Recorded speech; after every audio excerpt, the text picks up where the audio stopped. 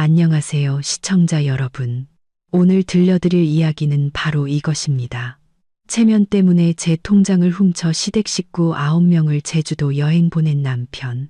저는 딱 한 가지 행동을 했을 뿐인데 비행기에서 내린 시댁 식구들은 그 자리에서 얼어붙고 말았습니다. 서울에 칼바람이 몰아치며 뼛속까지 파고드는 연말의 추위가 골목마다 스며들고 있었습니다. 저는 두꺼운 스웨터에 몸을 웅크린 채 장바구니를 들고 집으로 돌아오면서도 이상하게 마음만은 따뜻했습니다.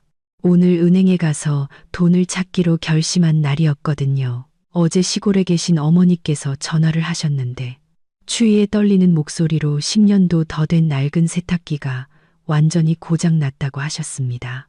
이번 겨울에도 어머니는 차가운 우물물에 손빨래를 해야 할 터였습니다.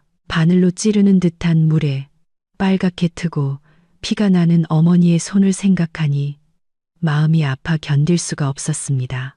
지난 3년간 저는 먹을 것, 입을 것을 아껴가며 한 푼 두 푼 필사적으로 모았습니다. 제 자신을 위해서는 아무것도 사지 않았죠. 그렇게 모은 돈이 꽤 큰 액수가 되었습니다. 거기에는 회사에서 막 들어온 연말 보너스와 저녁마다 온라인으로 물건을 팔아 번 돈까지 합쳐 총일 200만 원이 넘었습니다. 저는 그중 200만 원을 인출해 부모님께 최신형 드럼, 세탁기를 사드리고 나머지 0만 원으로는 비가 새는 시골집 기와 지붕을 고치고 부모님 설 용돈으로 드릴 계획이었습니다. 그 돈은 낡은 가방 비밀 주머니에 고이 간직해온 파란색 은행 카드 안에 들어 있었습니다. 제게 그것은 단순한 돈이 아니었습니다. 부모님을 향한 제 땀과 눈물, 그리고 효심 그 자체였죠. 집에 도착하니 텅 비어 있었습니다. 남편 민주는 아침 일찍부터 어디론가 나가고 없었습니다. 주말마다 친구들과 만나 커피를 마시며 시간을 보내는 사람이었기에 별로 신경 쓰지 않았습니다. 장바구니를 부엌에 내려놓고 손을 씻은 뒤 곧장 침실로 향했습니다. 옷장을 열고 늘 구석진 곳에 걸어두었던 달아빠진 검은색 가방을 꺼냈습니다. 손가락으로 가장 안쪽에 있는 작은 지퍼 주머니를 더듬었습니다. 습관대로라면 손끝에 딱딱한 카드의 모서리가 바로 느껴져야 했습니다. 하지만 손가락 끝에 닿는 것은 텅 빈 공간뿐이었습니다. 심장이 쿵 하고 내려앉았습니다. 깜짝 놀라 제가 깜빡하고 다른 곳에 두었나 생각했습니다. 가방을 밝은 곳으로 완전히 꺼내 모든 주머니를 뒤지고 가방 전체를 뒤집어 찾았습니다. 하지만 어디에도 없었습니다. 낡은 지폐 몇 장과 다 쓴 립스틱뿐이었습니다. 등줄기를 따라 식은 땀이 흐르기 시작했습니다. 꽁꽁 얼어붙을 듯한 날씨에도 불구하고 저는 화장대 서랍을 뒤지고 침대 베개 밑을 들추고 심지어 침대 밑까지 기어들어가 찾아봤습니다. 없었습니다. 제 모든 재산과 희망이 담긴 은행 카드가 흔적도 없이 사라진 것입니다. 저는 바닥에 주저앉았습니다. 머릿속이 핑 돌았습니다. 도둑일 리는 없었습니다. 집 문은 굳게 잠겨 있었고 집 안의 물건들은 뒤진 흔적이 없었습니다. 오직 카드 하나만 감쪽같이 사라진 것입니다. 불길한 예감이 심장을 옥죄어 왔습니다. 며칠 전부터 민준의 눈빛이 어딘가 수상했던 것이 떠올랐습니다. 그는 제 연말 보너스가 얼마냐고 넌지시 떠보더니 친구들이 어디로 여행을 갔더라는 둥푸념을 늘어놓곤 했습니다. 바쁜 저는 그저 건성으로 대답하고 넘겼을 뿐인데 저는 황급히 휴대폰을 집어들어 민준에게 전화를 걸었습니다. 신호음이 길고 길게 이어졌습니다. 그 소리가 마치 제 속을 도려내는 것 같았습니다. 한 번, 두 번, 세 번, 네 번째 전화를 걸었을 때야 상대방이 전화를 받았습니다. 하지만 익숙한 남편의 목소리 대신 시끄러운 소음과 비행시간을 알리는 안내방송, 그리고 많은 사람들의 웃고 떠드는 소리가 들려왔습니다. 잔인한 진실이 눈앞에 펼쳐지기 시작했습니다. 그 어떤 칼날보다도 선명하고 고통스럽게 말입니다. 전화기 너머의 소음은 점점 더 뚜렷해졌습니다. 시어머니 박 여사님이 쩌렁쩌렁 외치는 소리가 들렸습니다. 발 좀 빨리빨리 움직여. 체크인 끝났으면 VIP 라운지 들어가서 편하게 앉아있지. 뭐하러 여기서 다리 아프게 서 있어. 그러자 시누이 미나 씨가 끼어들었습니다. 어우, 진짜 우리 민준이 이번에 통 크게 쐈다니까. 온 가족 해외여행을 다 보내주고 동네 사람들한테 얼마나 자랑거린지 몰라. 나야, 나. 민준이 전화를 받았습니다. 목소리는 서두르는 듯 했지만 흥분을 감추지 못했습니다. 여보세요, 나야. 왜 이렇게 전화를 해대? 나 지금 좀 바쁜데. 저는 심호흡을 하며 목소리의 떨림을 애써 억누르고 단도직입적으로 물었습니다. 당신 어디야? 내 은행 카드 어디 있어? 전화기 저편은 몇 초간 침묵이 흘렀습니다. 이윽고 민준의 비웃음 섞인 목소리가 들려왔습니다. 말투는 뻔뻔하고 무심하게 돌변해 있었습니다. 아, 그게 무슨 대수라고. 나 지금 인천공항이야. 당신 카드는 내가 갖고 있고 부모님이랑 형제들 데리고 며칠 제주도 여행 좀 다녀오려고 잠깐 빌렸어. 요즘 서울이 너무 춥잖아. 부모님 뼈마디도 쑤신다고 하시고 그래서 따뜻한 데로 모시고 가는 거야. 뭘 그렇게 호들갑이야. 그래서 뭘 그렇게 호들갑이야. 저는 그 자리에서 얼어붙었습니다. 잠깐 빌렸다고? 그는 마치 사탕 한 봉지 빌리는 것처럼 가볍게 잠깐 빌렸다는 말을 내뱉었습니다. 그건 200만 원, 제 피땀 어린 돈이었습니다. 뭐라고? 내 카드를 말 한마디 없이 가져갔다고. 그 안에 돈이 얼마 있는지 알아? 우리 부모님 집 고쳐드리고 어머니 세탁기 사드리려고 모은 돈이란 말이야. 당장 돌려줘. 저는 전화기에 대고 소리쳤습니다.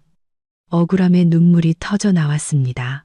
민주는 여전히 태연한 태도를 유지하며 오히려 저를 훈계하려 들었습니다. 그 쪼잔한 성격 좀 버려. 돈이야 언제든 벌면 되잖아. 우리 부모님이 나를 이만큼 키워주셨는데 내가 효도 한번 하겠다는데 뭐가 잘못됐어. 당신은 이 집 며느리로서 시댁에 해준 것도 없으면서 남편이 알아서 챙기겠다는데 왜 그래? 보태주지는 못할 망정 한 푼 두 푼 따지기는. 내 체면 좀 깎지 마. 이만 끊는다. 비행기 타야 돼. 제가 뭐라 더 말하기도 전에 시어머니의 앙칼진 목소리가 전화기 바로 옆에서 들려왔습니다. 아들의 전화기를 빼앗아 저를 꾸짖기 시작했습니다. 예, 서연아, 내가 한마디 하마. 내 남편은 효자야. 우리 대가족을 전부 여행 보내줘서 친척들 보기에도 떳떳하게 해줬다고. 네가 못 갔으면 그냥 집에서 밥이나 하고 청소나 할 것이지. 어디서 전화를 해서 우리 가족 즐거운 분위기를 망쳐. 그깟 푼돈 가지고 뭘 그리 대단한 일인 양 난리야. 속 좁은 것 같으니라고. 시어머니는 말을 마치자마자 전화를 뚝 끊어버렸습니다. 저는 힘없이 팔을 떨어뜨렸고 휴대폰이 침대 위로 떨어졌습니다. 푼돈, 그 돈은 제게 전 재산이었고 시골에 계신 부모님의 희망이었습니다. 그런데 그들 눈에는 고작 체면을 세우고 남들에게 과시하기 위한 도구에 불과했던 것입니다. 시부모님, 시누이 부부와 아이 둘, 시동생 부부와 아이 하나, 총 9명이었습니다. 그리고 그 호화로운 여행의 비용을 지불한 사람은 바로 저, 그들이 입만 열면 구두쇠라고 비난하던 며느리였습니다.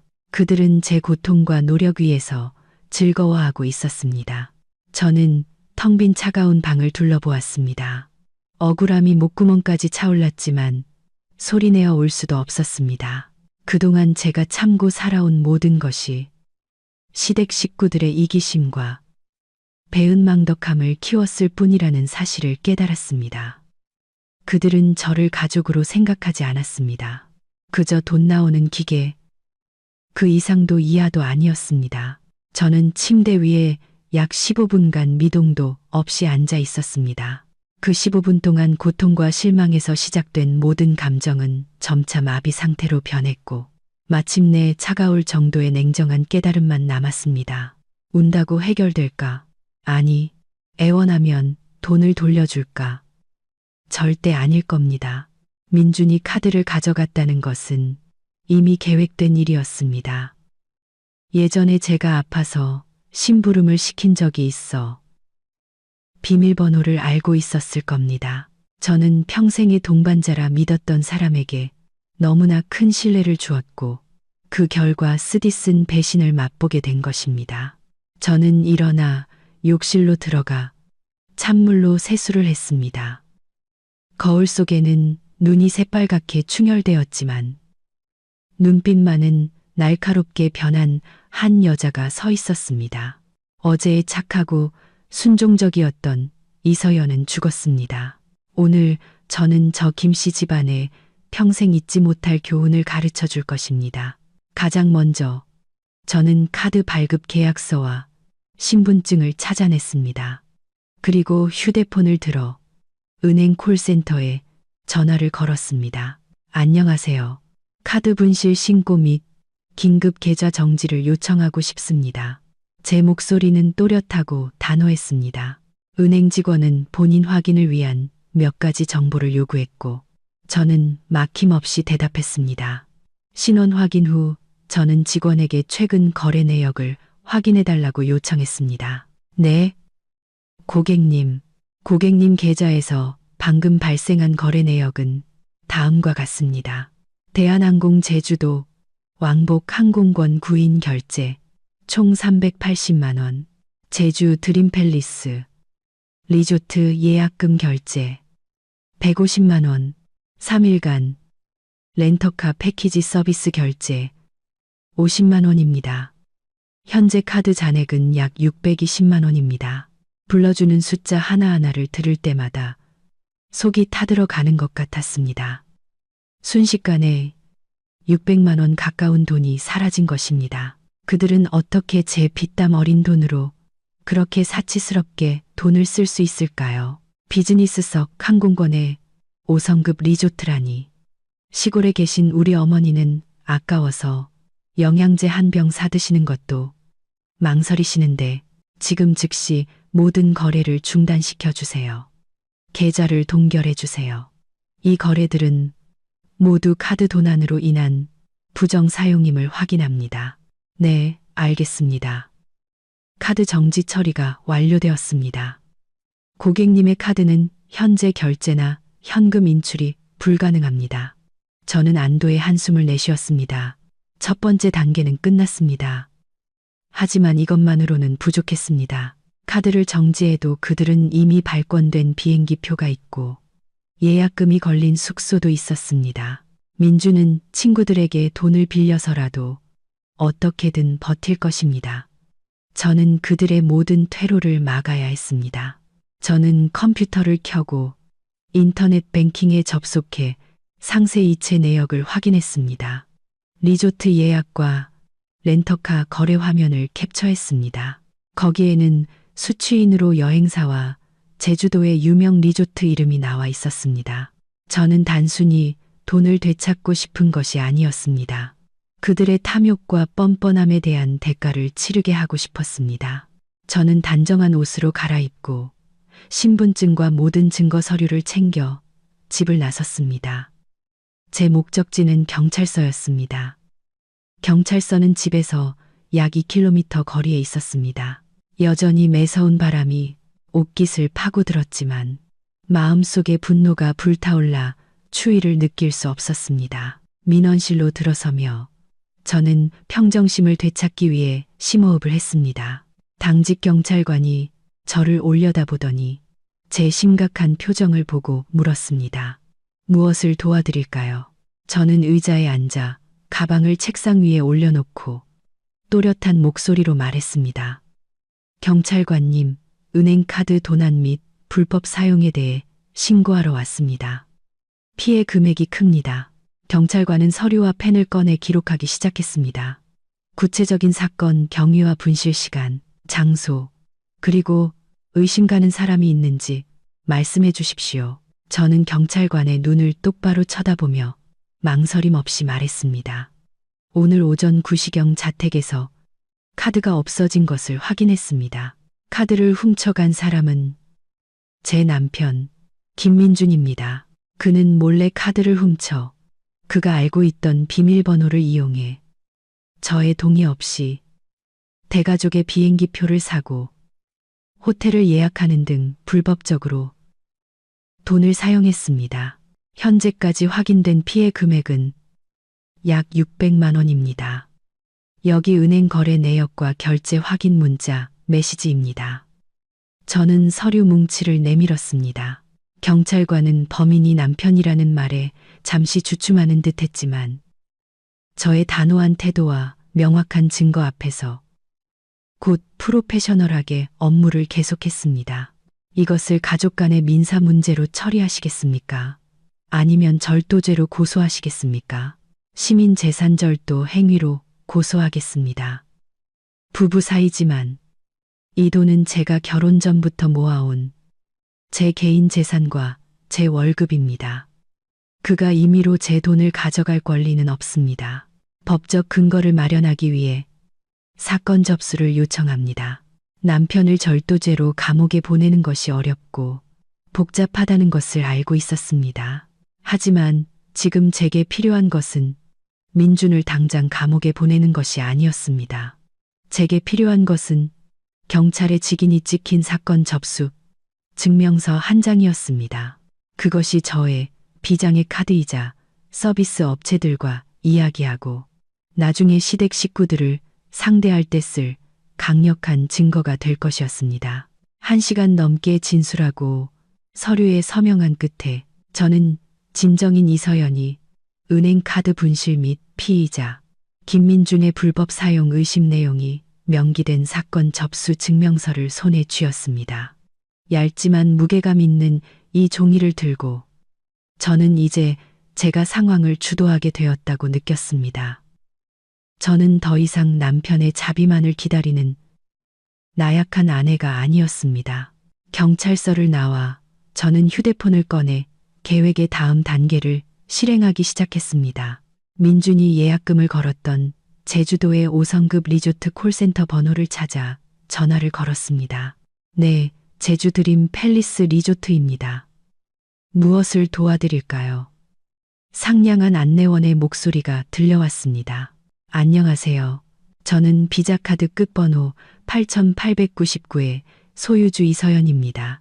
방금 제 카드가 리조트의 김민준 씨 이름으로 된 단체 예약금 결제에 사용되었다는 알림을 받았습니다. 오늘 체크인 예정일 겁니다. 네, 잠시만요. 확인해 보겠습니다. 맞습니다. 고객님. 김민준 고객님께서 오션뷰 디럭스룸 3개를 예약하셨고 예약금으로 150만 원이 결제되었습니다. 잔액은 체크인 시 결제 예정입니다. 저는 목소리에 힘을 주어 한 글자 한 글자 힘주어 말했습니다. 알려드릴 것이 있습니다. 그 카드는 도난당한 카드입니다. 저는 방금 경찰서와 은행에 신고를 마쳤습니다. 계좌는 동결되었고 경찰의 사건 접수 증명서가 지금 제 손에 있습니다. 저는 귀사 측에 즉시 이 예약을 취소하고 부정거래 규정에 따라 제 카드로 금액을 환불해 줄 것을 요구합니다. 만약 이 사실을 알고도 투숙객을 받는다면 귀사 역시 범죄 수익 취득의 공범이 될 수 있으며 은행은 그 금액을 귀사로부터 환수 조치할 것입니다. 전화기 저편이 조용해졌습니다. 다급하게 키보드를 두드리는 소리가 들리더니 곧 당황한 기색이 역력한 직원의 목소리가 들려왔습니다. 고객님, 진정하시고 혹시 경찰서 접수 증명서 사진과 카드 소유주 증빙 자료를 저희 공식 채널로 보내주실 수 있으실까요? 즉시 관리자에게 보고하여 처리하겠습니다. 네, 바로 보내겠습니다. 잘 처리해 주세요. 그 일행이 도착하더라도 절대 체크인 시켜주시면 안 됩니다. 추가로 발생하는 어떤 비용에 대해서도 저는 책임지지 않겠습니다. 저는 즉시 리조트 공식 채널로 신분증 사진, 그리고 가장 중요한 경찰서, 접수 증명서 사진을 전송했습니다. 5분 후 리조트 관리자가 제게 직접 전화를 걸어왔습니다. 그의 목소리는 매우 정중하고 걱정스러워 보였습니다. 이서연 고객님, 저희가 정보를 확인했습니다. 불미스러운 일에 대해 사과드립니다. 저희는 카드 도난 정보를 접수했으며 규정에 따라 결제 카드가 유효하지 않으므로 이 예약을 취소해야만 합니다. 예약금은 조사 절차를 위해 보류되지만 김민준 고객님 가족은 현금이나 다른 카드로 다시 결제하지 않는 한 절대 체크인할 수 없습니다. 감사합니다. 아, 그리고 한 가지 더요. 제 남편이 7인승 렌터카도 예약했던데 어느 업체인지 아시나요? 제 거래 내역에는 약자로만 나와 있어서요. 관리자는 아마도 법적 분쟁을 피하고 싶었는지 적극적으로 도와주었습니다. 네, 저희 연계 시스템을 통해 예약하셨다면 정보가 있을 겁니다. 잠시만요. 아, 한라산 렌터카입니다. 여기 연락처입니다. 렌터카 업체 연락처를 받아 저는 같은 과정을 반복했습니다.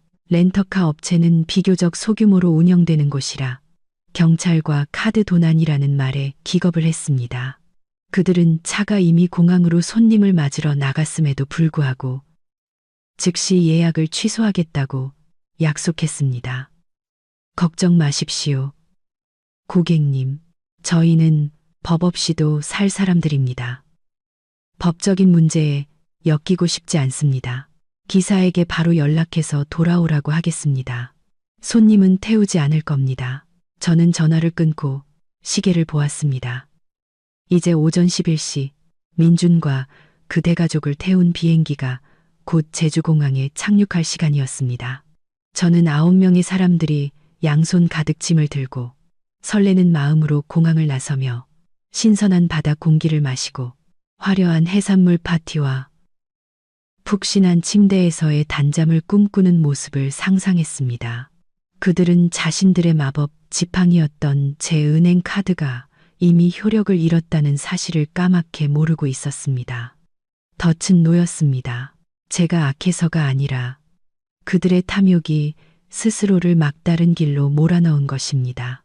저는 경찰서 앞 공원 벤치에 앉아 씁쓸하지만 만족스러운 미소를 지었습니다. 게임은 이제부터 시작이었습니다. 시계가 정오 12시를 가리킬 때쯤 저는 집으로 돌아왔습니다. 배가 고팠지만 밥 생각은 전혀 없었습니다. 컵라면 하나를 끓여 먹으며 컴퓨터를 켰습니다.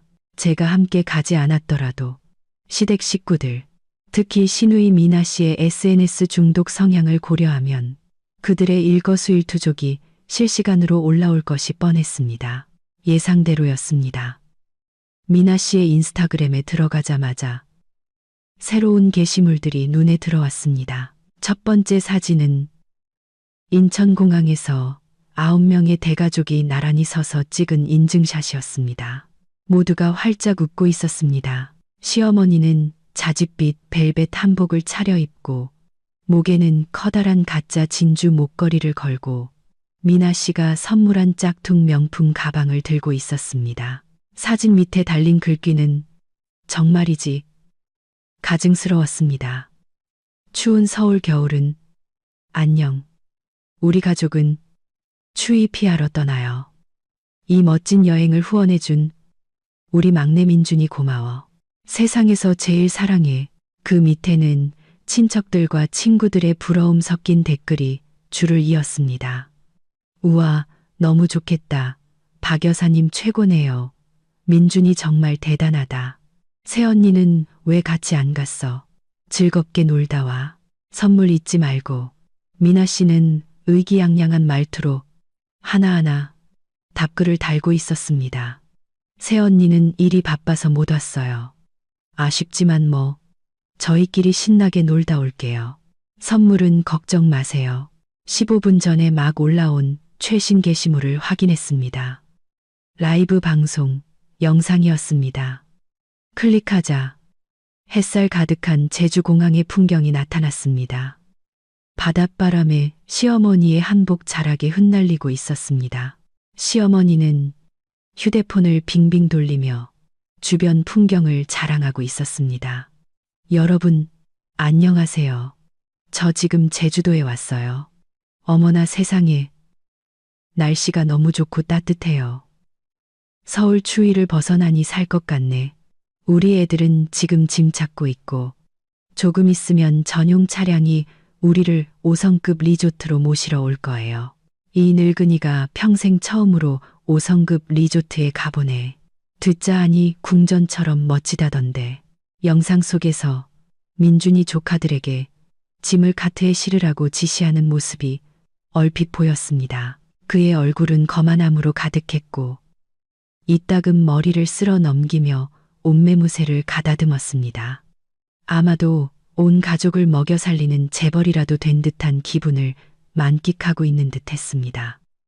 그는 자신의 자금줄이 이미 오래전에 막혔다는 사실을 꿈에도 모르고 있었습니다. 시동생은 셀카봉을 들고 아내와 아이들을 찍으며 큰 소리로 외치고 있었습니다. 헬로우, 제주, 최강 가족이 상륙했다. 다들 신나게 놀아보자고. 화면 속 의기양양한 미소들을 보니 시골에 계신 부모님의 고생스러운 모습이 떠올랐습니다. 고장난 세탁기와 비가 새는 지붕을 생각하니 분노가 다시 치밀어 올랐습니다. 마음껏 웃어둬라. 그 짧은 행복을 마지막으로 즐겨둬라. 곧 그 미소가 일그러지게 될 테니. 저는 컴퓨터를 끄고 씁쓸한 미소를 지었습니다. 한라산 렌터카의 차는 절대 오지 않을 것이고 그들의 악몽은 곧 시작될 것이라는 걸 알고 있었습니다. 저는 휴대폰을 책상 위에 내려놓고 벨 소리를 가장 크게 설정한 뒤 따뜻한 물 한 잔을 따르고 조용히 기다렸습니다. 진짜 재미있는 연극은 아직 시작도 하지 않았으니까요.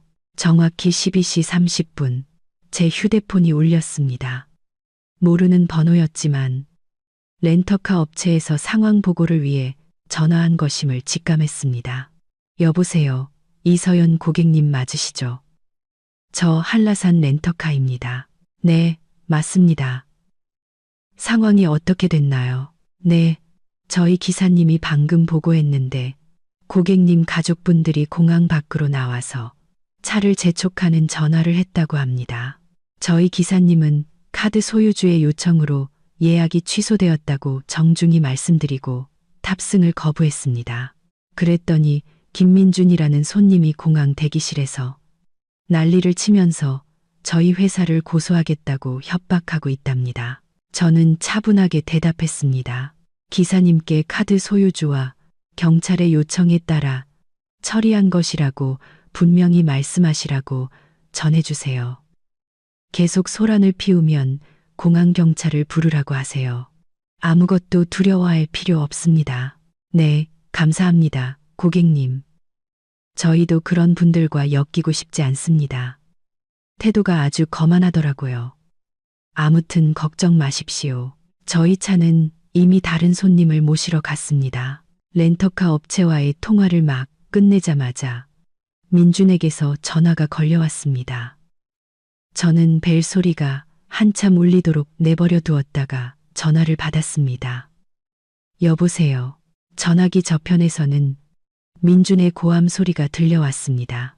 소리가 너무 커서 휴대폰을 귀에서 조금 떼어야 했습니다. 이서연, 너 지금 무슨 짓을 한 거야? 왜 렌터카 업체에서 예약을 취소했다고 하는 건데? 네가 전화해서 이상한 소리라도 한 거지? 온 가족이 지금 공항에서 땡볕에 서 있단 말이야. 창피해서 얼굴을 들 수가 없어. 당장 전화해서 차 다시 보내라고 해. 저는 스피커폰으로 전환하고 물을 마시며 또박또박 대답했습니다. 내가 말했잖아. 내 은행카드 도난당했다고. 그래서 경찰에 신고하고 카드 정지시켰고 그 카드로 결제된 모든 서비스도 취소했어. 당신은 도둑이야. 무슨 자격으로 서비스를 요구하는 거지? 네가 감히 날 도둑이라고 불러? 난 네 남편이야. 너 미쳤어? 지금 부모님은 피곤해하시고 애들은 울고불고 난리인데 너 우리 가족 다 죽일 셈이야? 당장 카드 정지 풀고 차. 다시 불러. 민주는 분노와 당혹감에 목소리가 갈라져라 소리쳤습니다. 똑똑히 들어. 김민준. 그 카드에 든 돈은 내 피땀이야. 당신이 세상 사람들 앞에서 체면 차리라고 있는 돈이 아니라고. 가족들 여행 보내주고 싶으면 당신 돈으로 차를 빌려. 나는 당신들 사치스러운 생활에 봉사할 의무 없어. 자업자득이야. 시어머니가 전화기를 빼앗아 고함치는 소리가 들렸습니다. 이서연, 이 되바라진 거사. 너, 나 여기서 말라 죽는 꼴 보고 싶어? 내가 명령하는데 당장 카드 정지 풀어. 안 그러면 집에 가서 널 내쫓아 버릴 테니까. 이 독사 같은 것, 어머니, 소리 지르셔도 소용없어요. 제주도에서는 아무도 어머니 말씀 안 들어줘요. 그리고 미리 말씀드리는데 차뿐만 아니라 리조트도 취소됐어요. 어머니 귀한 아드님더러 알아서 하라고 하세요. 말을 마치고 저는 전화를 끊어버렸습니다. 전화기 저편이 아수라장이 되었을 것임은 불보듯 뻔했습니다. 늘 대접받는데 익숙했던 9명의 사람들이 이제 낯선 공항 한복판에서 산더미 같은 짐과 함께 버려진 신세가 된 것입니다. 차도 없이 민주는 이제 어떻게 할까요? 분명 그는 제가 경찰에 신고해서 카드가 정지되었다는 사실을 가족들에게 말하지 못할 겁니다. 기술적인 오류나 은행 문제라고 거짓말을 하겠죠. 그리고 울며 겨자 먹기로 자기 돈을 꺼내 택시 2대를 잡아온 가족을 리조트로 데려갈 것입니다. 어디 계산 좀 해볼까요? 제주공항에서 그 5성급 리조트까지는 거의 30km. 7인승 택시 요금이 만만치 않을 겁니다. 2대면 좋게 10만 원은 깨질 텐데 제가 알기로 민준의 지갑에는 현금이 별로 없습니다. 늘 제 카드를 긁는데 익숙해져 있었으니까요. 저는 미소를 지었습니다. 돈의 가치와 존중이라는 첫 번째 교훈을 그들이 뼈저리게 느끼길 바랐습니다. 제 예상대로 민주는 다른 방법이 없었는지 결국 택시 2대를 불렀습니다. 예전에 그가 술에 취해 길을 잃을까봐 몰래 설치해둔 위치 추적 앱을 통해 보니 그의 위치가 공항에서 리조트 방향으로 움직이는 것이 보였습니다. 약 45분 후 제 휴대폰이 다시 울렸습니다. 이번에는 리조트 관리자로부터 온 문자였습니다. 이서연 고객님, 김민준 고객님 일행이 프런트에 도착했습니다. 고객님의 요청대로 체크인을 거부하는 절차를 진행 중입니다. 저는 숨을 죽이고 기다렸습니다. 몇 분 후 휴대폰 화면이 밝아지며 민준에게서 영상 통화가 걸려왔습니다. 아마도 늙고 지친 부모님의 모습을 보여주며 저를 압박하려는 속셈이겠지요. 저는 통화를 수락했습니다. 공시 화면에는 심하게 흔들리는 영상이 나타났습니다. 민주는 고급스러운 리조트 로비에서 얼굴이 시뻘개진 채 땀을 뻘뻘 흘리고 있었습니다. 그의 뒤로는 시어머니가 소파에 주저앉아 부채질을 하며 잔뜩 화가 난 표정으로 앉아 있었습니다. 시누이와 동서 그리고 아이들은 지치고 배가 고파 울고 있었습니다. 서연아, 네가 무슨 짓을 했는지 좀 봐. 민준이 휴대폰을 프런트 직원 얼굴에 바싹 갖다 댔습니다. 이 사람들하고 얘기 좀 해봐. 내 카드가 사용 가능하고 예약도 유효하다고 말해. 이 사람들이 네가 예약을 취소했다고 하잖아. 이렇게 많은 사람들 앞에서 날 망신시킬 셈이야. 프런트 직원은 카메라를 보고 정중하게 고개를 숙였지만 목소리는 단호했습니다. 이서연 고객님, 안녕하세요. 앞서 말씀드린 대로 저희는 카드 소유주와 관계기관의 요청에 따르고 있습니다. 이 예약은 이미 취소되었으며 예약금은 원래 카드로 환불 절차가 진행 중입니다. 저희는 이 일행의 체크인을 받을 수 없습니다. 저는 카메라를 똑바로 쳐다보며 민준에게 얼음장같이 차가운 목소리로 말했습니다. 들었지? 김민준. 저 사람들은 법과 규정대로 일하는 거야. 당신은 내 카드를 훔쳤어. 내가 가만히 당신이 돈을 펑펑 쓰게 내버려 둘 줄 알았어? 예약금 150만 원은 내가 이미 회수했어. 이제 묻고 싶으면 당신 돈으로 새로 방을 잡아. 민주는 이를 갈며 다른 가족들이 듣지 못하도록 목소리를 낮춰 속삭였습니다. 하지만 휴대폰 마이크를 통해 저는 똑똑히 들을 수 있었습니다. 너무 심하게 굴지 마. 내가 잘못했어. 제발. 지금 방이 없으면 부모님은 어디서 주무시라고. 이번 한 번만 카드 정지 풀어줘. 집에 가면 다 갚을게. 가족들 앞에서 내 체면 좀 살려줘. 제발 부탁이야. 그 비굴한 애원은 제 경멸감만 더 키울 뿐이었습니다. 돈을 훔칠 때는 말 한마디 없더니 막히니까 이제 와서 애원이라니. 당신은 갚을 돈 없어. 김민준, 당신 월급 쥐꼬리만 한 데다 예전에 빌려간 돈도 아직 안 갚았잖아. 뭘로 나한테 600만 원을 갚겠다는 거야. 당신 허영심은 당신이 책임져. 현금으로 방을 잡든지 아니면 온 가족 데리고 싸구려 여관이라도 가. 내 돈에는 한 푼도 손댈 생각 마. 너 정말 너무하는구나. 민준은 할 말을 잃고 눈에 핏발이 섰습니다. 그때 민준이 전화 통화를 너무 오래 하자 시어머니가 버럭 소리를 지르며 다가와 휴대폰을 빼앗았습니다. 너 또 무슨 수작이야. 나 피곤해 죽겠어. 방에 들어가서 쉬고 싶다고. 저것들한테 빨리 열쇠 내놓으라고 해. 내가 네 시어머니인데 나를 이렇게 고생시켜. 어머니, 제가 어머니를 고생시키는 게 아니에요. 어머니 아들이 어머니를 속인 거예요. 그 사람은 돈이 없어요. 제 카드를 훔쳐서 어머니 여행 보내드린 거라고요. 이제 제가 돈을 되찾았으니 어머니 아드님더러 반값 내라고 하세요. 거기 방 하나에 하룻밤 50만 원 정도 할걸요. 방 3개면 하룻밤에 150만 원이네요. 하룻밤에 150만 원이라는 말에 시어머니의 얼굴이 새하얗게 질렸습니다. 그녀는 민준을 멍하니 쳐다보았습니다. 뭐, 너는 회사에서 공짜로 보내주는 여행이라고 했잖아. 그런데 내 마누라 돈을 훔친 거라고. 하룻밤에 150만 원, 너 미쳤니? 진실이 드러나자 민준은 당황해서 말을 더듬었습니다. 어머니, 진정하시고 제가 해결할게요. 뭘 해결해? 돈이 어디 있어서. 박 여사님은 소리쳤습니다. 피로와 돈 문제로 인한 충격에 그녀는 비틀거렸습니다. 저는 휴대폰 화면을 통해 그 혼란스러운 광경을 보면서도 아무런 감흥이 없었습니다. 통화 종료 버튼을 눌렀습니다. 화면은 까맣게 변했지만 전화기 저편에서는 이제 막 진짜 폭풍이 시작되었음을 알 수 있었습니다. 제가 전화를 끊은 후 리조트 로비의 분위기는 분명 그 어느 때보다 살벌해졌을 겁니다.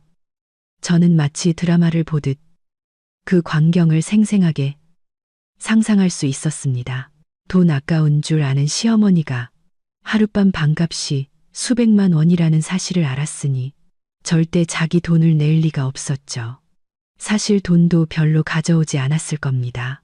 그녀는 민준을 탓하기 시작할 것이고 지금까지 조용히 상황을 즐기던 시누이 미나 씨는 자기도 돈을 내거나 쫓겨날 위기에 처하자 싸움에 끼어들었을 겁니다. 약 10분 후 모르는 번호로 전화가 걸려왔습니다. 받아보니 아까 그 프런트 직원이었습니다. 그녀는 겁에 질린 목소리로 작게 말했습니다. 이서연 고객님, 상황이 너무 심각해요. 할머니 한 분이 로비에 들어 누워서 리조트가 사기친다고 소리를 지르고 계세요. 남편분은 보안 요원들과 계속 싸우고 있고요. 외국인 관광객들이 다 쳐다보고 있어요. 저희 관리자님이 업무 방해로 경찰을 부르려고 해요. 규정대로 처리하라고 관리자님께 전해주세요.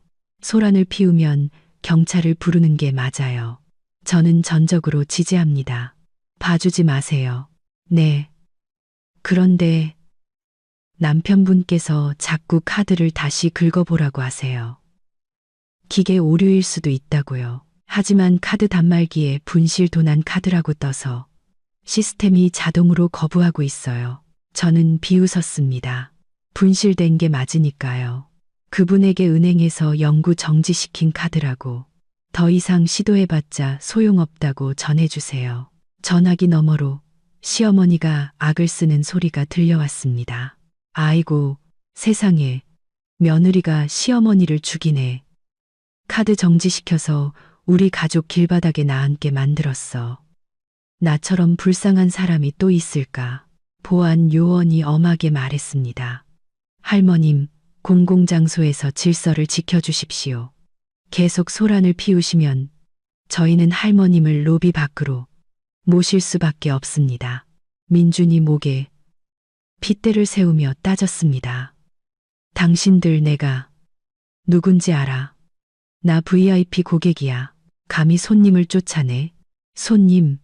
손님께서는 객실 요금을 지불하지 않으셨습니다. 사용하신 카드는 거절되었고 예약은 취소되었습니다. 손님은 저희 고객이 아닙니다. 즉시 가족분들과 함께 나가주십시오. 결국 보안팀의 단호한 태도와 주변 관광객들의 경멸, 어린 시선 앞에서 민준의 가족은 리조트 로비를 떠날 수밖에 없었습니다. 9명의 사람들이 무거운 캐리어를 끌고 제주도의 뜨거운 정오 햇살 아래로 쫓겨났습니다. 방금 전까지만 해도 화려한 인증샷을 올리던 미나 씨는 이제 창피해서 얼굴을 가리고 있을 겁니다. 5성급 리조트에서의 휴양이라는 꿈은 천국의 문턱에서 산산조각 났습니다. 이제 그들은 어디로 갈까요? 주머니 속 푼돈으로는 성수기에 괜찮은 호텔을 구하기는 불가능할 겁니다. 그리고 무엇보다도 민준의 체면은 온 가족 앞에서 산산이 부서졌습니다. 리조트에서 쫓겨난 민준의 가족은 길가에 망연자실 서 있었습니다. 낭만적으로 느껴졌던 바닷바람은 이제 짜증스럽고 피곤하게만 느껴졌습니다. 아이들은 배고프고 덥다며 울기 시작했습니다. 저는 민준의 다음 행동을 예측할 수 있었습니다. 그는 지인에게 도움을 청할 것입니다. 제주도에서 꽤 성공적으로 사업을 하는 대학 동기 2명이 있었습니다. 예전에 술자리에서 민준은 제주도에 가면 자기 형제들이 알아서 다 챙겨줄 거라고 자랑하곤 했습니다. 하지만 민준은 제가 한 발 앞서 나갔다는 사실을 몰랐습니다. 경찰서에 신고를 마치자마자 저는 그 친구들의 아내들에게 메시지를 보냈습니다. SNS 친구였고 가끔 교류하는 사이였죠. 저는 매우 정중하지만 강력한 메시지를 보냈습니다. 언니, 바쁘신데 죄송해요. 저희 남편 민준 씨가 요즘 도박에 빠져서 빚더미에 앉았어요. 제 적금을 전부 훔치고 사업 투자한다며 여기저기 돈을 빌렸는데 사실은 빚쟁이들을 피해온 가족을 데리고 호화 여행을 떠난 거였어요. 제가 방금 경찰에 신고해서 카드 정지를 시켰어요. 혹시 민준 씨가 돈을 빌려달라거나 신세를 지겠다고 전화하면 조심하세요. 언니네까지 피해를 볼까봐 걱정돼서요. 정말 속상해요. 그 아내들은 민준의 허풍을 익히 알고 있었기에 제 말을 바로 믿었습니다. 오히려 저를 위로하며 남편들에게 골칫거리에 엮이지 말라고 단단히 일러두겠다고 약속했습니다. 그래서 민준이 친구에게 전화를 걸었을 때 그 결과는 참담했을 겁니다. 약 15분 후 민준이 다시 제게 전화를 걸었습니다. 이번에는 목소리에 힘이 하나도 없었고 애처롭게 애원하는 투였습니다. 서연아, 내가 잘못했어. 정말 미안해. 근데 지금 온 가족이 길바닥에 서 있어. 갈 데가 없어. 친구들한테 전화했는데 받질 않거나 출장 갔다고 핑계를 대. 제발.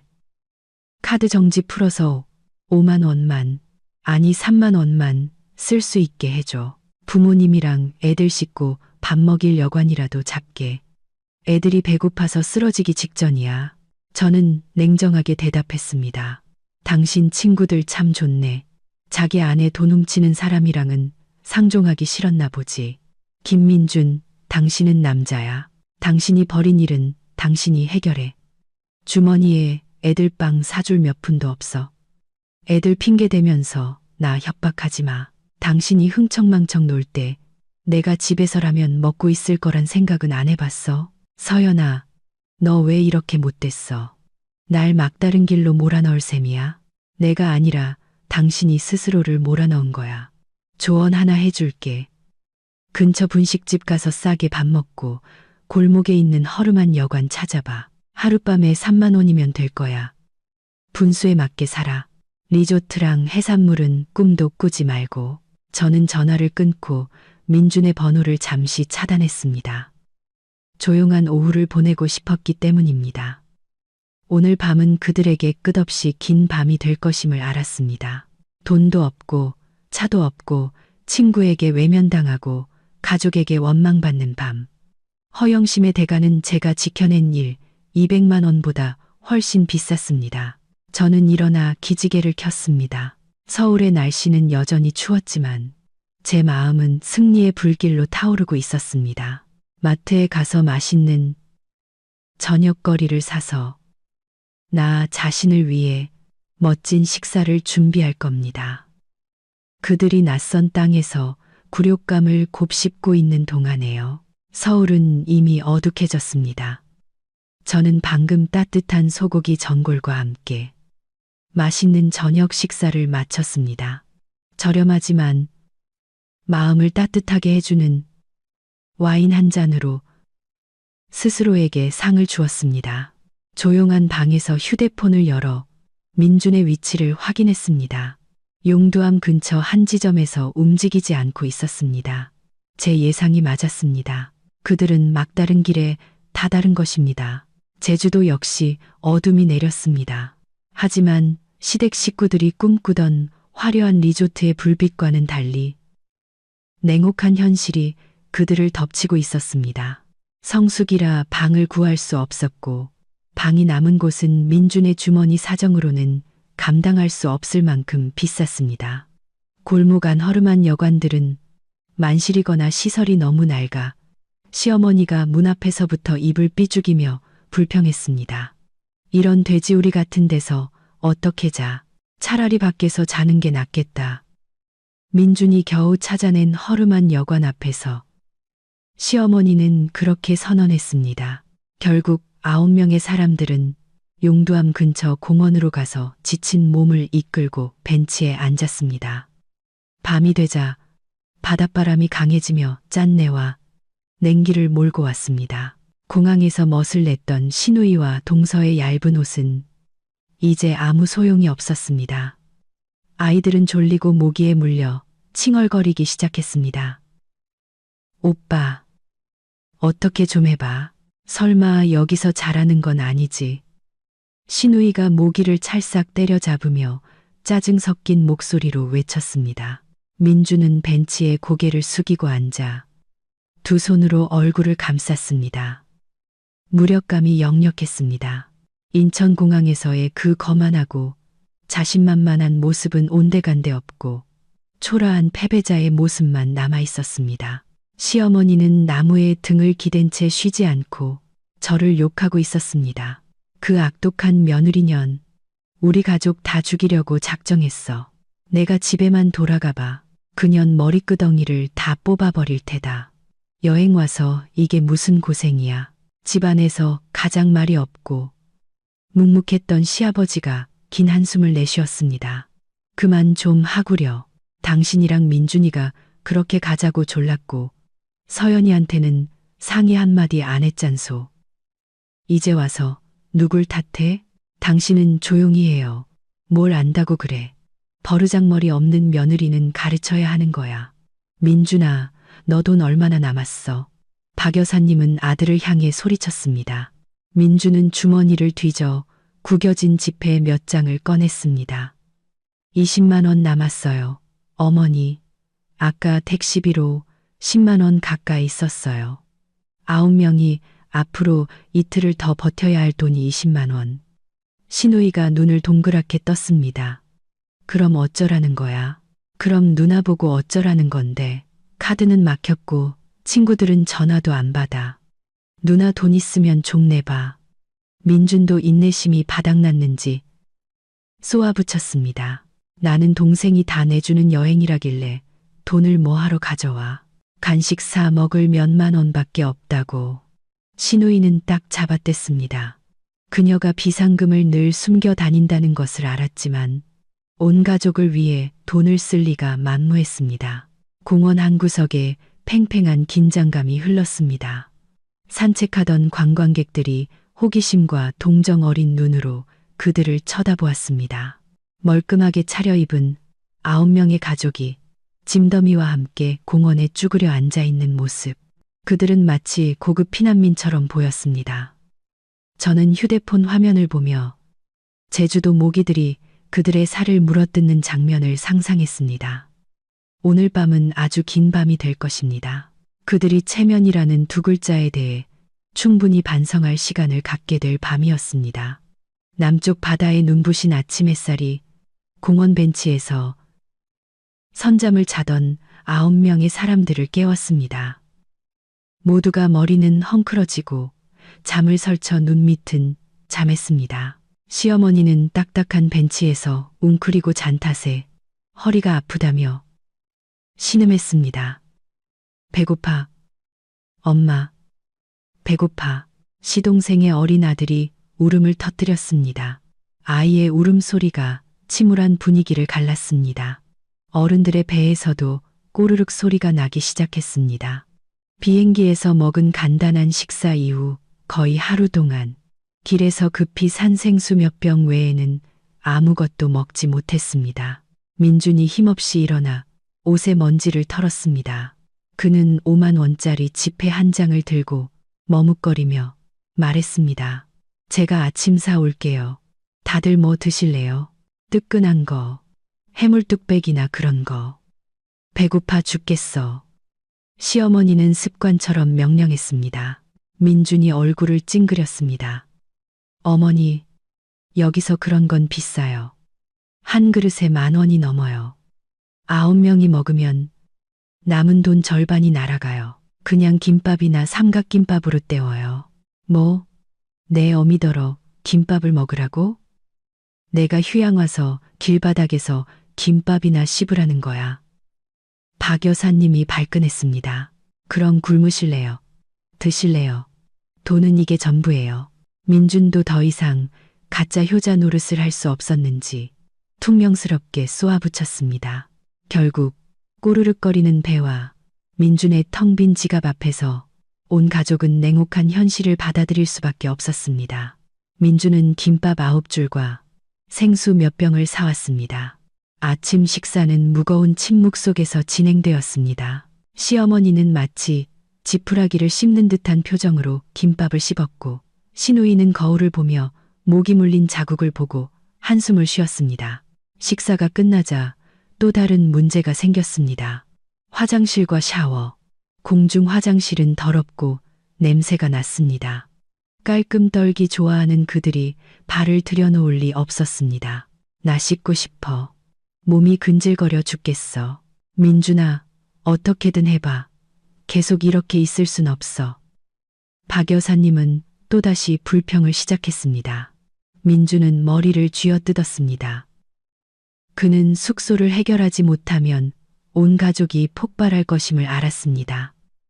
그는 결국 길가의 한 카페로 가족들을 이끌었습니다.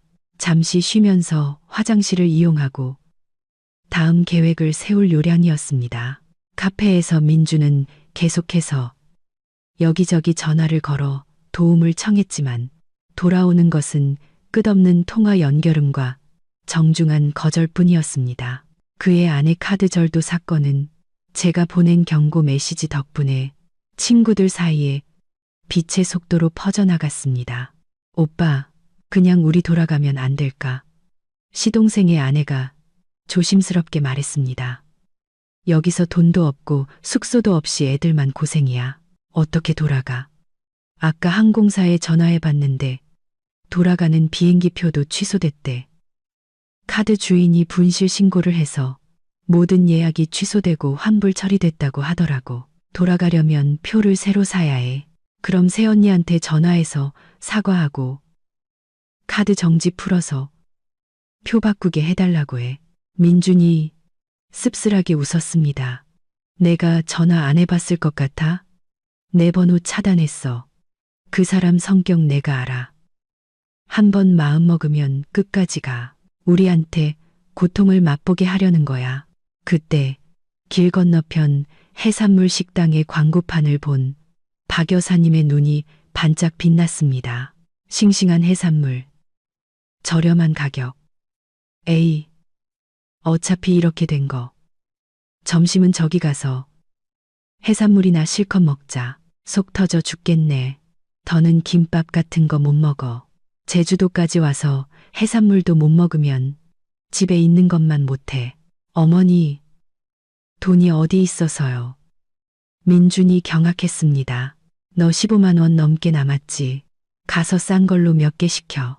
나 꽃게가 너무 먹고 싶어. 박 여사님은 단호하게 일어나 손주 손을 잡고 길을 건넜고 당황한 민준이 그 뒤를 허둥지둥 따라갔습니다. 즐기고 싶다는 욕망과 헛된 체면이 그들의 이성을 마비시켰습니다. 그들은 마치 불나방처럼 식당으로 뛰어들었습니다. 앞으로 어떤 굴욕적인 연극이 기다리고 있는지도 모른 채 말입니다. 박 여사님이 고른 저렴한 해산물 식당도 그들의 현재 주머니 사정으로는 결코 싸지 않았습니다. 식당에 들어서자마자 새우구이와 꽃게찜의 고소한 냄새가 코를 찔렀고 텅 빈 배는 더욱 요동쳤습니다. 직원이 달려와 반갑게 맞이했습니다. 9분이세요. 시원한 안쪽 큰 자리로 모시겠습니다. 뭐 드시겠어요? 오늘 꽃게가 아주 싱싱합니다. 자연산 대하도 좋고요. 박 여사님은 자신의 비참한 처지를 까맣게 잊고 수족관을 가리켰습니다. 꽃게 2kg 쪄주시고 오징어 튀김 하나, 새우 소금구이도요. 아, 애들 밥 말아 먹게 해물탕 큰 것도 하나 주세요. 옆에 서 있던 민준의 얼굴이 새하얗게 질렸습니다. 그는 급히 어머니의 옷소매를 잡아당겼습니다. 어머니, 너무 많아요. 돈 없어요. 볶음밥이나 국수 같은 싼 걸로 시켜요. 너 제정신이야? 해산물 식당 와서 볶음밥을 먹게. 그냥 시켜. 모자라면 내가 보탤게. 내가 옷주머니에 몇만 원 숨겨둔 거 있어. 박 여사님은 민준의 손을 뿌리치고 여전히 수족관의 꽃게에서 눈을 떼지 못했습니다. 어머니가 돈을 보태준다는 말에 민준은 약간 안도했습니다. 그는 속으로 계산했습니다. 꽃게가 8만 원, 해물탕이 5만 원, 기타 등등 합치면 대략 20만 원. 어머니가 보태주시면 남은 돈으로 겨우 맞출 수 있을 것 같았습니다. 그는 혀를 차며 생각했습니다. 그래, 어머니 기분이라도 풀어드리자. 식사는 짧은 만족감 속에서 진행되었습니다. 시어머니는 꽃게를 발라 먹으며 연신 맛있다고 칭찬했고 허리 통증과 목이 물린 것도 잊은 듯 했습니다. 시누이는 SNS에 먹방 라이브를 하며 인생이 나를 힘들게 할지라도 맛있는 건 먹어야지 라는 글을 올렸습니다. 하지만 즐거움은 짧았습니다. 식사가 끝나고 직원이 계산서를 가져왔습니다. 총 25만 5천 원입니다. 민주는 계산서를 들고 손을 벌벌 떨었습니다. 그는 주머니를 다 뒤져 남은 돈을 모두 꺼내 세고 또 세었습니다. 18만 5천 원. 그는 어머니에게 속삭였습니다. 어머니, 저 18만 5천 원밖에 없어요. 어머니가 말씀하신 돈 좀 주세요. 박 여사님은 옷 주머니를 뒤져 2만 원짜리 지폐 한 장과 잔돈 몇 푼을 꺼냈습니다.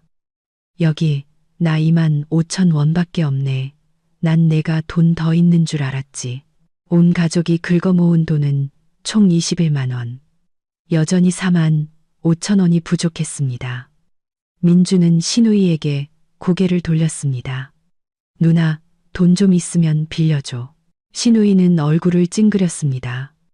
나 돈 없다고 했잖아. 아, 택시비 하려고 5천 원 남은 거 있네. 온 가족이 주머니를 뒤지고 아이들의 비상금까지 털었지만 결국 4만 원이 부족했습니다. 민주는 땀을 뻘뻘 흘리며 식당 주인에게 말을 더듬었습니다. 사장님, 저희가 지갑을 잃어버려서요. 지금 있는 돈을 다 모아도 이것밖에 안 되는데 4만 원이 부족합니다. 외상으로 해주시면 안 될까요? 아니면 이 코코넛은 안 마셨는데 반품하면 안 될까요? 덩치가 크고 인상이 험악한 주인은 그 말을 듣고 눈을 부릅떴습니다. 뭐요? 지금 장난해요? 실컷 먹고 돈이 부족하다고? 코코넛은 이미 땄는데 누굴 주라고? 4만 원이 아니라 400원도 외상은 안 돼. 하지만 정말 돈이 한 푼도 없어요. 한 번만 봐주세요.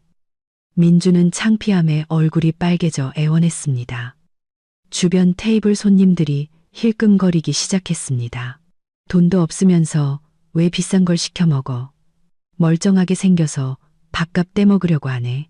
돈 다 못 내면 이 가게에서 한 발짝도 못 나갈 줄 알아.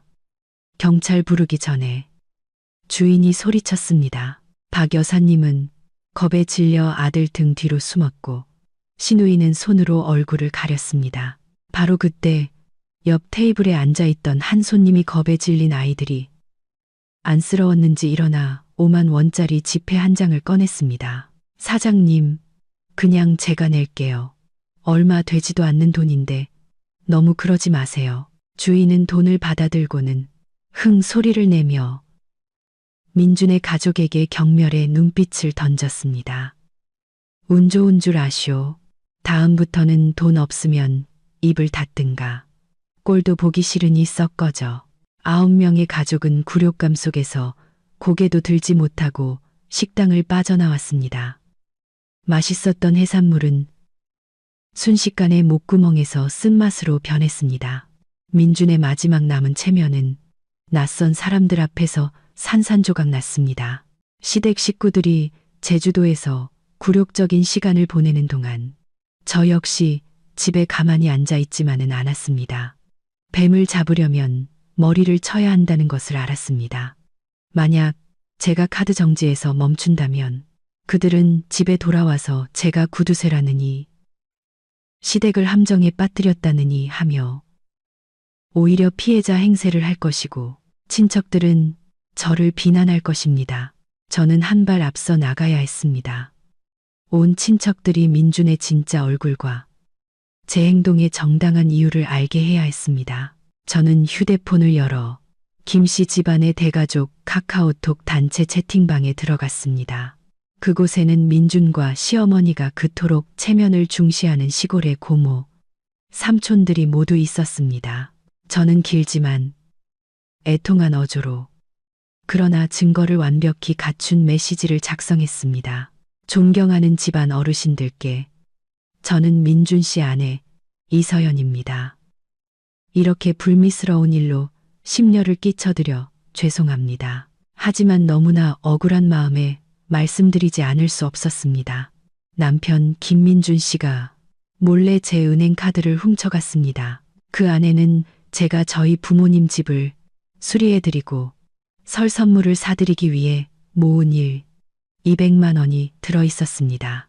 남편은 제게 말 한마디 없이 그 돈으로 어머니와 시누이, 시동생 네 가족을 모두 데리고 호화스러운 제주도 여행을 떠났습니다. 항공권과 리조트 예약에만 반나절 만에 600만 원 가까이 썼습니다.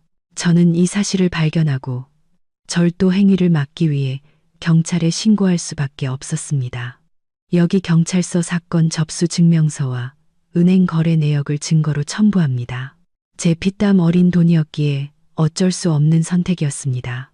지금 그들은 제주도에서 카드가 막혀 어려움을 겪고 있겠지만 그것은 그들이 자초한 결과입니다. 제가 이 글을 올리는 이유는 어르신들께서 사정을 정확히 알아주시고 나중에 남편과 시어머니가 저를 불효한 며느리라고 모함하는 일이 없도록 하기 위함입니다. 들어주셔서 감사합니다. 저는 경찰서, 접수 증명서, 사진, 민준이 카드를 가져갔다고 인정한 문자 메시지, 그리고 사치스러운 지출 내역이 담긴 은행 명세서, 사진을 함께 전송했습니다. 메시지가 전송되자마자 단체 채팅방은 폭발했습니다. 시아버지의 형님인 큰아버님께서 바로 메시지를 보내셨습니다. 세상에 민준이가 이렇게까지 막돼 먹은 놈인 줄은 몰랐구나. 아내 돈을 훔쳐서 놀러 가다니 정말 한심하다. 시골에 계신 고모님도 댓글을 다셨습니다. 나는 자기 돈으로 어머니 모시고 효도하는 줄 알았지. 마누라 돈 훔친 거였어. 박 여사도 자식 교육 잘못 시켰네. 서연이가 불쌍하구나. 민준의 친삼촌은 제게 직접 전화를 걸어왔습니다. 서연아, 방금 메시지 봤다. 네가 한 행동이 맞다. 나는 널 지지한다. 민준이 그놈 돌아오기만 해봐라. 내가 아주 버릇을 고쳐놓을 테니. 사내대장부가 돈 벌 생각은 안 하고 아내 돈이나 훔쳐서 허세를 부려. 저는 전화를 받으며 살이 분별 있는 친척들께 속으로 감사했지만 가장 결정적인 한 방은 아직 남아있다는 것을 알았습니다. 저는 집안에서 가장 발언권이 세고 돈을 자주 빌려주시던 민준의 고모님께 전화를 걸었습니다. 고모님 드릴 말씀이 있어요. 민준 씨가 지금 제주도에서 돈이 떨어져 곤란한 상황이에요. 아마 조금 있다가 고모님께 돈 빌려달라고 전화할 거예요. 절대 빌려주지 마세요. 그 사람 지금 빚도 많아서 갚을 능력도 없어요. 빌려주시면 떼이는 거예요. 고모님은 그 말을 듣고 화들짝 놀랐습니다. 어머, 그래. 네가 말해줘서 다행이다. 알았다. 돈 없다고 해야겠네. 예상대로 10분도 채 되지 않아 민준은 큰아버님, 고모님, 삼촌에게 차례로 전화를 걸었습니다. 하지만 그에게 돌아온 것은 호된 꾸지람과 차갑게 끊어지는 전화뿐이었습니다. 친척들 사이에서 민준과 박 여사 집안의 명예는 완전히 무너졌습니다. 성공하고 효심 깊은 아들이라는 이미지에서 이제 민준은 아내에게 빌부터 사는 도둑이자 허풍쟁이로 낙인 찍혔습니다. 박 여사님은 호화로운 휴가를 즐기는 여왕에서 자식의 나쁜 버릇을 방관한 무책임한 시어머니로 전락했습니다. 저는 휴대폰을 내려놓았습니다. 마음이 한결 가벼워졌습니다. 하늘의 그물은 넓고 성기지만 결코 빠져나갈 수는 없는 법입니다. 가족 문제를 해결한 후 저는 다음 목표를 민준의 직장으로 돌렸습니다. 민준은 항상 자신이 회사에서 인정받는 모범 사원이며 내년에는 영업팀장으로 승진할 예정이라고 자랑했습니다. 그는 회사에서의 이미지 관리에 매우 신경 썼습니다. 저는 민준의 회사 격리부장님이 부정직한 것을 매우 싫어하며 사장님에게도 영향력이 있는 분이라는 것을 알고 있었습니다. 격리부장님과는 회사 행사에서 몇 번 만난 적이 있었고 SNS 친구도 맺은 상태였습니다. 저는 그녀의 SNS를 확인했고 온라인 상태인 것을 보고 메시지를 보냈습니다. 제 목소리는 슬프고 위로가 필요한 사람처럼 들리게 했습니다. 부장님, 바쁘신데 죄송해요. 제가 너무 속상해서요. 저 아마 이혼해야 할 것 같아요. 격리부장님은 바로 답장을 보냈습니다. 어머 서연 씨, 무슨 일인데 그래? 민준 씨가 또 무슨 일 저질렀어? 네, 부장님. 제가 남편을 믿고 생활비 통장을 맡겼는데 그 사람이 제 적금을 전부 몰래 빼서 회사에서 연말 보너스가 나왔다고 시어머니까지 속이고 온 가족을 데리고 여행을 갔어요. 제가 사실을 알게 되니까 오히려 저한테 소리치고 협박하더라고요. 방금 경찰서에 신고하고 오는 길이에요. 너무 창피해서 얼굴을 들 수가 없어요. 저는 절도 행위가 명시된 경찰서 접수 증명서 사진을 그녀에게 보냈습니다. 성격이 불같은 경리부장님은 사진을 보고 저보다 더 분노했습니다. 세상에, 김민준 씨 멀쩡하게 생겨서 어떻게 그런 짓을 해. 정말 몰랐네. 서연 씨, 너무 속상해하지 마. 그런 남자는 미련 가질 필요도 없어. 이 일은 내가 사장님께 보고할게. 우리 회사는 도덕적으로 문제 있는 직원은 용납 못해. 특히 법적인 문제에 연루된 사람은 더더욱. 아니에요, 부장님. 그냥 답답해서 부장님께 하소연한 거예요. 다른 사람들에게는 말씀하지 말아주세요. 그 사람 직장까지 잃으면 너무 불쌍하잖아요. 저는 말리는 척했지만 그녀의 성격상 말릴수록 더 일을 키울 것이라는 것을 알고 있었습니다. 서연 씨는 너무 착해서 탈이야. 남편이 그렇게 대했는데 아직도 그 사람 걱정을 해? 걱정 마. 내가 알아서 처리할게. 마침 곧 승진 심사도 있는데 이사님들께서 제대로 알고 판단하시도록 분명히 말씀드려야지. 정직하지 못한 사람을 리더로 앉힐 수는 없잖아. 저는 경리부장님께 감사 인사를 하고 메시지를 끝냈습니다. 내일 민준이 회사에 출근하면 거대한 폭풍이 그를 기다리고 있을 것임을 알았습니다.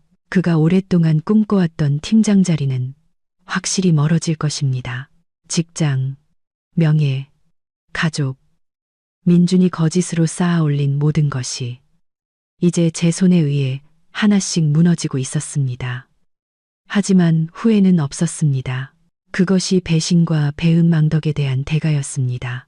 만약 그가 저를 존중하고 정중하게 상의했다면 일이 이 지경까지 오지는 않았을 겁니다. 하지만 인생에 만약이란 없습니다. 저는 창밖을 내다보았습니다. 하늘이 밝아오고 있었습니다. 제게는 새로운 날이 시작되고 있었지만 민준의 가족에게는 인생에서 가장 어두운 날들이 시작될 것이었습니다. 제주도에서의 3일은 민준의 가족에게 3년처럼 느껴졌습니다. 남은 푼돈으로는 빵과 컵라면, 생수를 사서 겨우 허기를 채울 뿐이었습니다. 낮에는 사람들의 호기심, 어린 시선을 피해 공공장소를 전전했고, 밤에는 공원 벤치나 공항 대기실에서 쫓겨나지 않으려 눈치를 보며 쪽잠을 잤습니다. 더 이상 웃음소리도 SNS 인증샷도 없었습니다. 모두의 휴대폰은 배터리가 닳거나 고향 친척들의 비아냥 섞인 안부 전화를 피하기 위해 꺼져 있었습니다. 시어머니는 감기와 쇠약 증세로 몸져 누웠습니다. 그녀는 끙끙 앓으며 끊임없이 아들을 원망했습니다. 시누이는 비상금을 가져오지 않았다는 이유로 남편과 크게 다퉜습니다. 마침내 서울로 돌아가는 날이 되었습니다. 9명의 사람들은 초췌한 모습으로 무거운 캐리어를 끌고 공항 카운터로 향했습니다. 그들은 마치 큰 재난에서 막 탈출한 난민처럼 보였습니다. 옷은 구겨지고 머리는 헝클어졌으며 땀 냄새가 진동해 다른 승객들이 얼굴을 찡그리며 피했습니다. 비싼 막바지 비행기표 9장을 사기 위해 시누이는 울며 겨자 먹기로 자신의 금목걸이를 헐값에 팔고 제주도 친구에게 고금리로 급전을 빌려야 했습니다. 비행기에 오르자 민주는 좌석에 털썩 주저앉아 눈을 감았습니다. 그는 누구도 쳐다볼 수 없었고 서울에 도착했을 때의 상황을 생각할 엄두도 내지 못했습니다. 그는 그저 이 비행이 영원히 계속되어 잔혹한 현실로부터 도망칠 수 있기를 바랐습니다. 인천공항에 도착하자 북쪽의 칼날 같은 겨울 추위가 그들의 얼굴을 강타하며 현실로 끌어냈습니다. 마중 나온 차도. 그들은 택시를 탈 돈이 없어 버스와 지하철을 여러 번 갈아타며 겨우 집으로 돌아왔습니다. 집 문을 열고 들어서자마자 시어머니는 소파 위로 쓰러지며 통곡했습니다. 아이고, 내 팔자야. 이게 무슨 고생이람. 여행이 아니라 감옥살이였어. 서연이 어디 있어? 이리 나와봐. 네 시험이 이제 죽게 생겼다. 저는 방에서 걸어 나왔습니다. 손에는 두툼한 서류 봉투를 들고 있었습니다. 저는 그들을 놀라울 정도로 평온한 눈빛으로 바라보았습니다.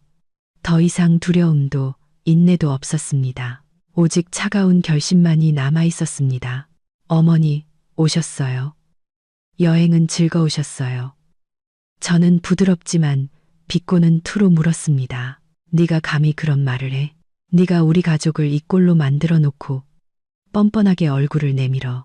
내가 당장 민준이한테 너랑 이혼하라고 할 거야. 이 되바라진 것. 박 여사님은 남은 힘을 쥐어짜 소리쳤습니다. 민준은 옆에서 고개를 푹 숙인 채 한마디도 하지 못했습니다. 그는 이제 자신에게 발언권이 없다는 것을 알고 있었습니다. 저는 서류 봉투를 테이블 위에 내려놓았습니다. 탁하는 소리가 긴장된 공간에 울려 퍼졌습니다. 어머니께서 말씀하지 않으셔도 제가 이미 준비했습니다. 시댁 식구들은 테이블 위의 서류를 멍하니 쳐다보았습니다. 민준이 떨리는 손으로 서류를 집어들자 이혼 신청서라는 글자가 눈에 들어왔고 그는 충격에 휩싸였습니다.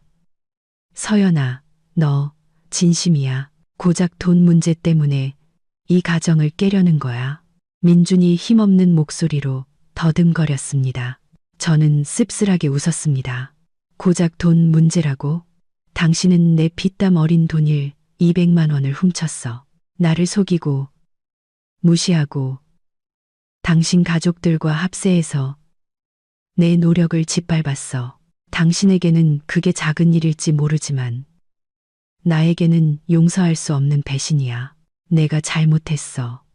내가 이래서 다 갚을게. 제발 일 크게 만들지 마. 민준이 필사적으로 매달렸습니다. 갚는다고? 뭘로? 쥐꼬리만 한 월급의 빚더미에 앉아서. 내가 아직도 당신을 믿을 것 같아? 박 여사님은 아들이 밀리는 것을 보자 습관처럼 끼어들었습니다. 너 말이면 다인 줄 알아. 그 사람은 네 남편이야. 남편이 내 돈 좀 썼다고 뭐가 그렇게 대수야. 부부는 일심동체야. 돈 벌어서. 시댁 챙길 줄 모르는 너 같은 며느리는 불효막심한 거야. 얘랑 헤어지고 싶으면 몸만 나가. 이 집은 내 아들 집이야. 저는 박 여사님을 날카롭게 쏘아보았고 그녀는 움찔하며 입을 다물었습니다. 어머니, 착각하고 계시네요.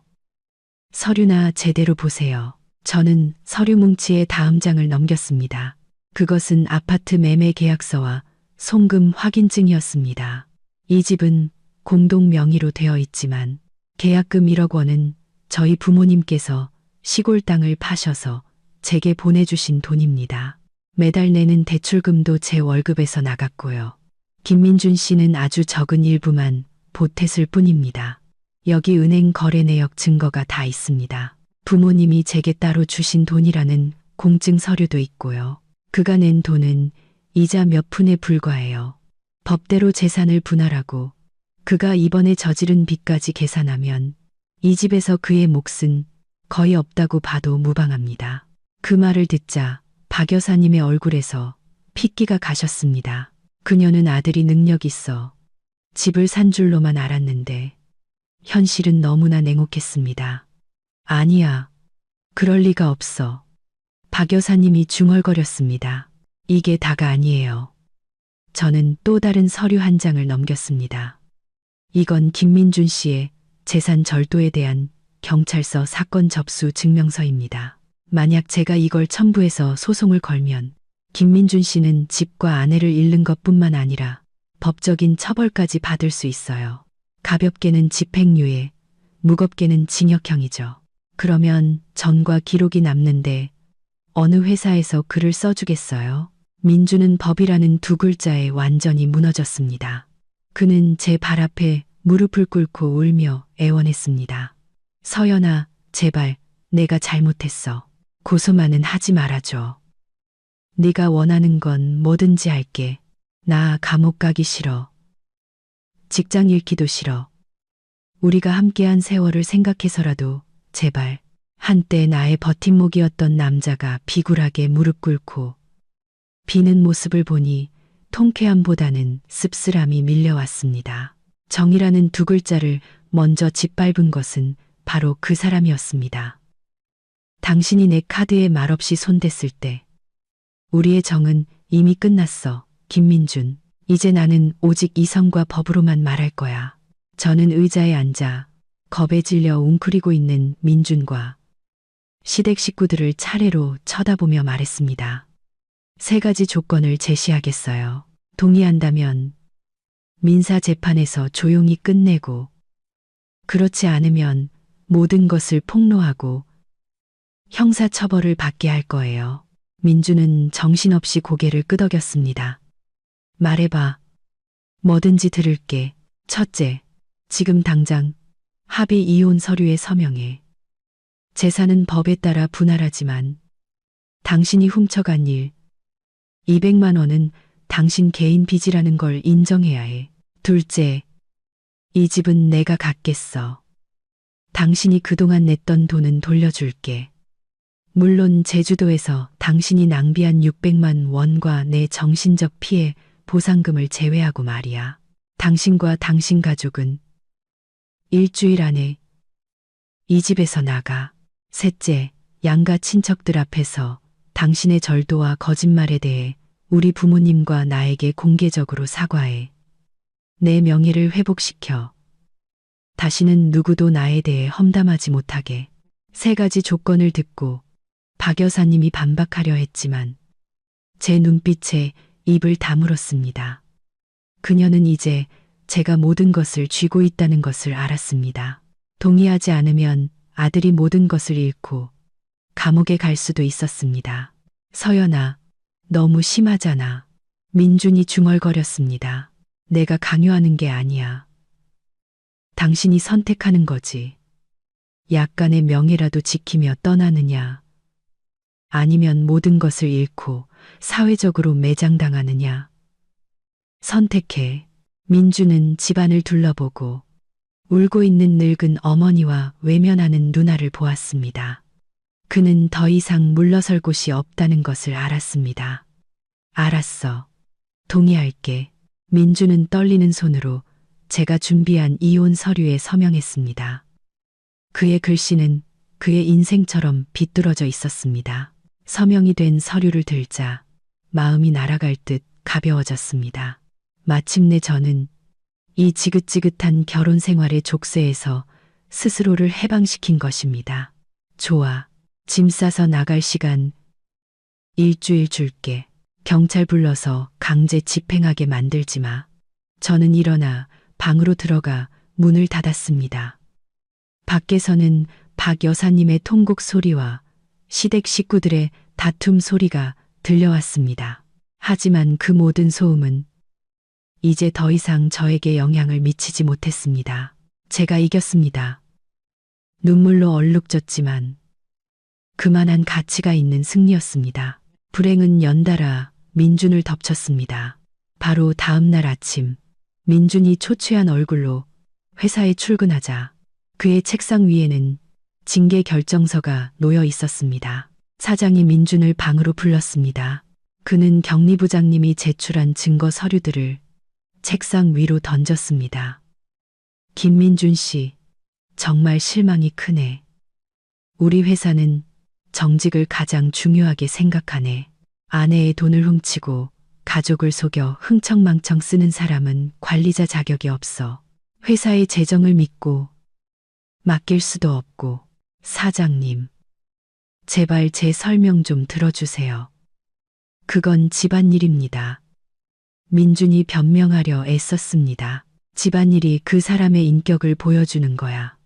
게다가 이 소문이 퍼져서 회사 이미지까지 실추시켰어. 나는 자네를 물류창고 직원으로 발령내고 월급을 40% 삭감하기로 결정했네. 동의하지 못하겠다면 당장 사표를 제출하게. 민주는 그 자리에서 얼어붙었습니다. 미래의 팀장에서 이제 그는 월급으로 생계 유지도 힘든 말단 직원이 되었고 평생 지워지지 않을 오명까지 얻게 되었습니다. 동료들은 경멸의 눈빛으로 그를 쳐다보며 수군거렸습니다. 예전에 그에게 아첨하던 사람들은 이제 그를 투명인간 취급했습니다.